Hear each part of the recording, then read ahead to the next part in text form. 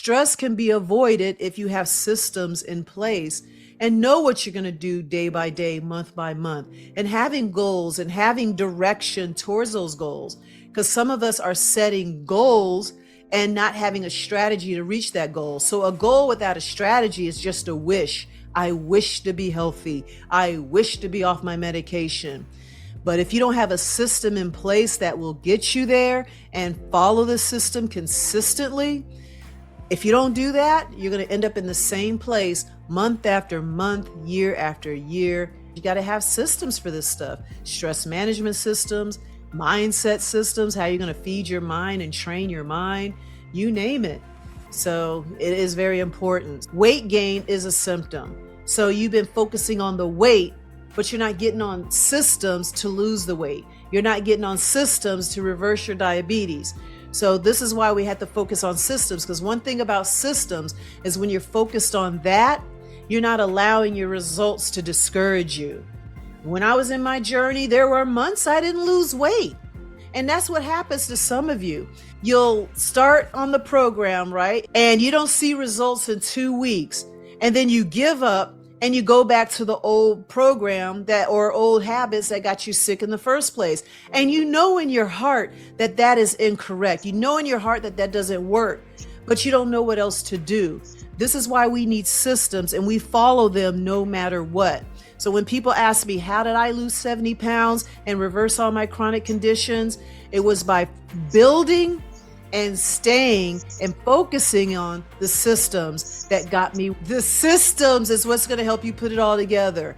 I know it can be overwhelming, but when you have systems, they can help integrate. Systems integrate. Systems work together. So that's why we have to start thinking of it that way instead of isolating a symptom, instead of isolating the headache and not correlating the headache with the blood sugar. So that's why we got to put it all together. Your metabolic health, your sugar intake, your stress levels, health markers, putting it all together. And I love that part. I love systems. I didn't tell you this part. I was an engineer before I became a doctor. So this is my thing. I love logic. I love just tying things together and calculating, and that's my thing. That's why I'm so nerdy. So anyway, we got to create systems to win. Because some of you have been creating systems to gain weight. Some of you are creating systems to be stressed. Some of you are creating systems to lose sleep. So you're already creating systems. Even having no system is a system. It's just a faulty system. But what we need to do is create systems to win. And I want to say this again. The reason why you have to have systems is because some of you are led by your feelings. You're led by your moods. It is not going to work. And sometimes you have to pretend in one way until you get used to it. Because some of you be like, I just don't know. Fake it. I used to get up at 5 o'clock in the morning to work out. And that's all I could do when my babies were younger.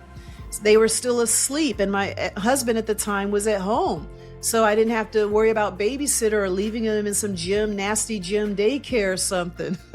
So I did what I had to do. I did not like working out at 5 in the morning, but I did what I had to do because it was part of my system and it was in line with my goals.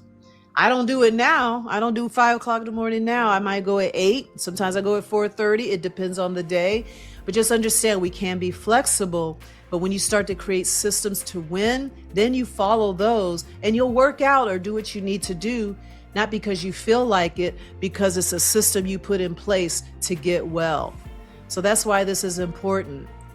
So there's different types of systems that we need. In the beginning, I said I have house cleaning systems, shopping systems, budgeting systems, everything. I am very systematic. I'm systematic when I'm doing this masterclass. It would have been chaotic if I didn't have systems, trust me. So I made sure I had everything laid out in advance so I can run this as smoothly as possible. So just understand we need systems in a lot of areas of our lives. So we're going to go into nutritional systems. And this is really what's going to help many of you. So what a nutritional system is, creating nutritional guidelines for your specific metabolic needs. So now that as you create systems, and more specifically nutritional systems, I'm saying now you have to set guidelines for your metabolic needs, not Jenny Craig's needs, not Richard Simmons, Jane Fonda, all those people. They kind of built their guidelines based on what they know and their needs. But we have to learn to understand our specific metabolic needs. Because some of you like to follow like the blood type diet, the paleo, the keto. They all have some nuggets in there, but they're all not 100% true. So you may take a little paleo that makes sense for you, take a little keto that works for you, take a little plant-based, but what you got to do is find out your specific needs. And the best way to do that, get your blood work done. Then that way you'll know what you need, and you use that outline or those markers, and it'll tell you what you need, what you're deficient in, how your body's functioning, and then you rebuild your systems around that.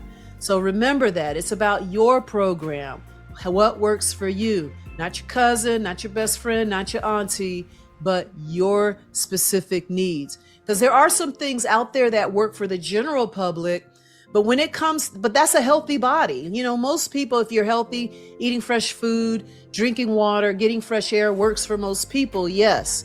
But what I'm talking about is there's systems to heal, and then there's systems to maintain.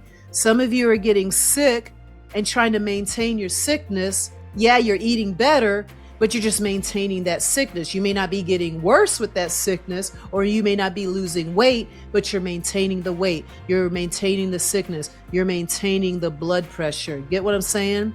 So you might have to do something special to create something in your lifestyle to actually start to heal. So what I did when I was healing my diabetes or pre-diabetes is different than what I do now. So you got to understand that a lot of you are trying to create nutritional systems based on where you want to go, but you're not basing them on where you are now. And so what does nutritional systems look like? It looks like meal planning and preparation. So these are the things that you got to look at. Do you like to cook? Are you eating out a lot? Do you know what to buy? So you got to look at your levels. I've worked from anywhere from people that don't know how to cook at all to chefs. So meal planning is very important, but you got to see where you are. Because even if some of you aren't cooks, or you find that you're addicted to Uber Eats or whatever, you got to start creating systems to create healthier choices. So for example, your meal planning and preparation, if you choose not to cook, great. But the thing is, you may have to invest in someone that will cook for you, because there are meal planners out there that will create your meals and deliver them to you. So you may have to consider that, or take the time to learn. You might have to get out that thing that you want everything fancy and gourmet. You may have to start with basic food, a salad and a protein, and maybe a fiber or something. You know, you got to keep it basic at first and then eventually evolve. So as you create systems, you have to start where you are, but you got to be honest with that. And wherever you're not competent in, it's okay to ask for help. It's okay to delegate. There's some great meal planners out there. Your systems and water intake.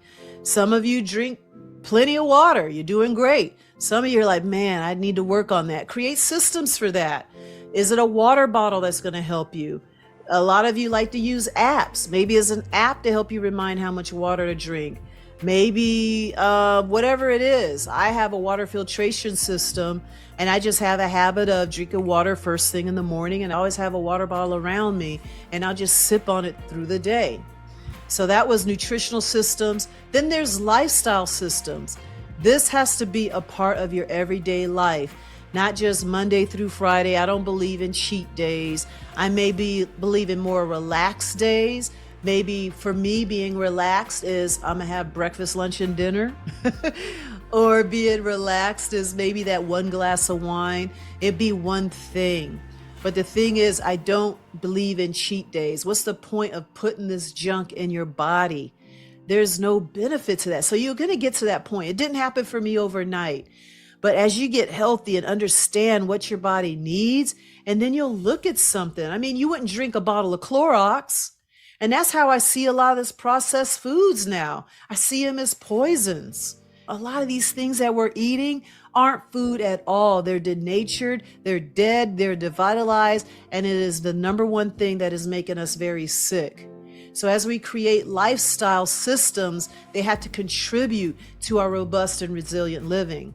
And you'll start to understand that that Twinkie or that Snickers isn't going to contribute to that. So, what are some other examples of lifestyle systems? Exercise. It doesn't have to be CrossFit. I just happen to love very strenuous exercise. I love weights. I just love it. A lot of people don't. That's fine.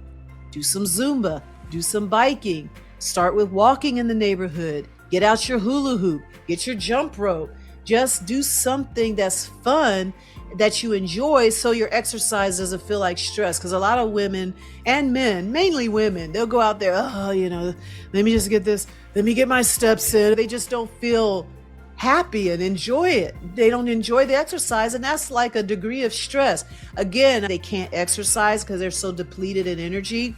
But if that's you and you exercise and it makes you feel tired, don't do anything too strenuous. What you may have to do is just do some gentle walking or stretching and start with that. And then as your body heals and as it rebuilds, then you can build up. Again, you got to know where you are. And a lot of you have no idea what that looks like. Sleep systems.